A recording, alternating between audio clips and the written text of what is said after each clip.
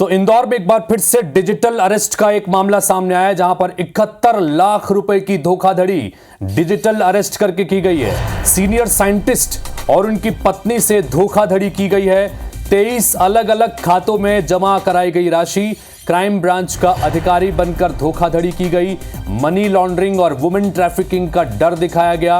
पीड़ित RR cat के senior scientist पद पर हैं पोस्टेड। क्राइम ब्रांच मामले की जांच में जुटी हुई है। तो इससे पहले भी इंदौर में इसी तरह का एक मामला निकल के सामने आया था, जहां पर एक बुजुर्ग महिला से 40 लाख रुपए की ठगी की वारदात को अंजाम दिया गया था, इसी तरह से डिजिटल अरेस्ट करके। और अभी एक नया मामला, जहां पर एक साइंटिस्ट और उनकी पत्नी को डिजिटल अरेस्ट करते हुए 71 लाख रुपए की ठगी की वारदात को अंजाम दिया गया, धोखाधड़ी की गई। 23 अलग अलग खातों में राशि जमा कराई गई है।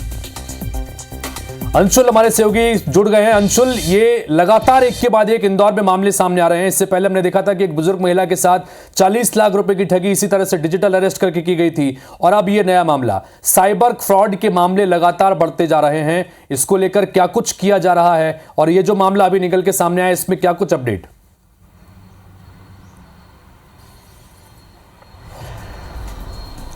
जी बिल्कुल, बता दूं, आरआर कैट के सीनियर साइंटिस्ट जो हैं उनको और उनकी पत्नी को 5 दिन तक बंधक बनाने का पूरा मामला जो है ये सामने आया है, जिसमें कि क्राइम ब्रांच में शिकायत दर्ज की गई है।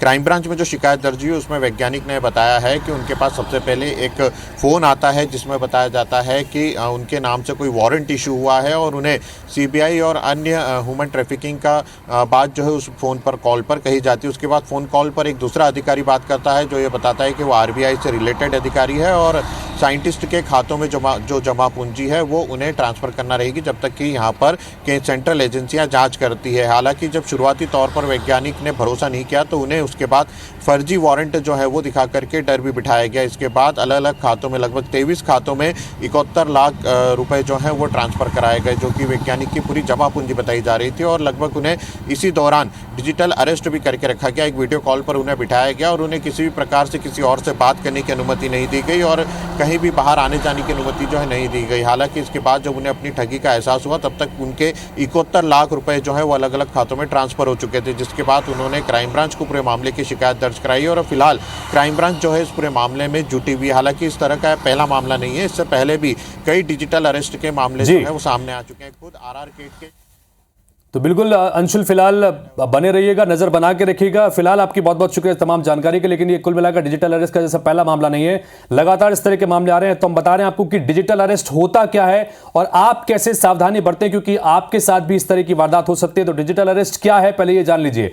डिजिटल अरेस्ट दरअसल वीडियो कॉल पर फर्जी केस की धमकी दी जाती है। बाकायदा वीडियो कॉल करते हैं पुलिस, सीबीआई, ईडी या अन्य अधिकारी, जो कस्टम अधिकारी बनकर धमकी दी जाती है। ड्रग्स में, बैंक ट्रांजैक्शन में, ह्यूमन ट्रैफिकिंग से जुड़े मामले में झांसा देकर आपको फंसाया जाता है, धमकी दी जाती है। तो यह है डिजिटल अरेस्ट। और ऐसे में आप क्या कर सकते हैं? पूछताछ के नाम पर कभी भी कॉल पर नहीं बिठाया जाता, निजी जानकारी हासिल करके मोटी रकम ली जाती है, यह डिजिटल अरेस्ट है। और इसके बाद आपको यह भी बताते हैं कि आपको करना क्या है। कभी भी इस तरह का कोई वीडियो कॉल अगर आपके पास में आ रहा है तो याद रखिए कि कभी भी कहीं पर भी अगर आपके खिलाफ एफआईआर हो भी गई है तो वीडियो कॉल के जरिए पूछताछ नहीं होती, ऑनलाइन पूछताछ नहीं होती, आपको थाने बुलाया जाएगा, वहां पर जाकर पूछताछ। लिहाजा कोई अगर आपको वीडियो कॉल करके पूछताछ कर रहा है या आपके नाम वारंट जारी करने की बात कर रहा है तो आपको सजग रहना है और 1930 पर आप कॉल करें तुरंत और इस बात की शिकायत दर्ज कराएं कि आपके साथ यह फ्रॉड हो रहा है।